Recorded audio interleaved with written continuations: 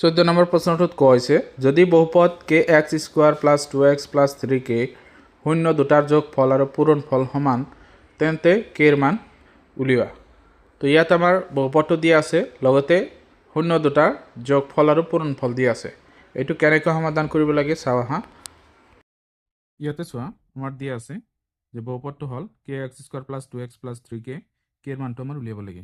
ইয়াত আমাৰ শৰ্ত দিছে এটা যে শর্তমতে কি হয় যে শূন্য দুটার যোগফল আর পূরণফল সমান, যে শূন্য দুটা যদি আমি আলফা আর বিটা কওঁ যে alpha plus beta equal to alpha into beta, এই শর্ত দিছে আমাক যে শূন্য দুটার যোগফল আর পূরণফল সমান।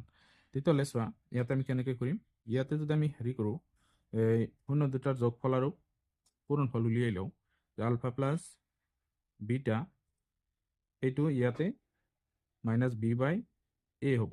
তো বিৰ মানটো ইয়াতে হ'ব 2, তেতিয়াহ'লে -2, এৰ মানটো হ'ব x স্কোয়াৰৰ সহগ k, তেতিয়াহ'লে -2/k।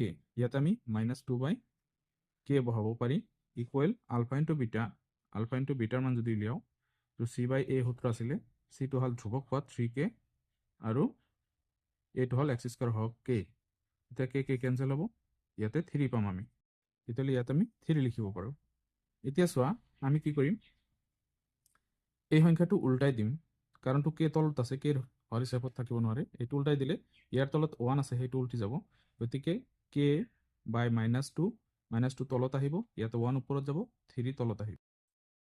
তাৰপিছত চোৱা যদি আমি ইয়াতে কে ৰাখি দিওঁ, -2 কে লগত হৰণ হৈ আছে, সকলো গ'লে পূৰণ হ'ব, তেতিয়াহ'লে 1/3 ইন্টু -2।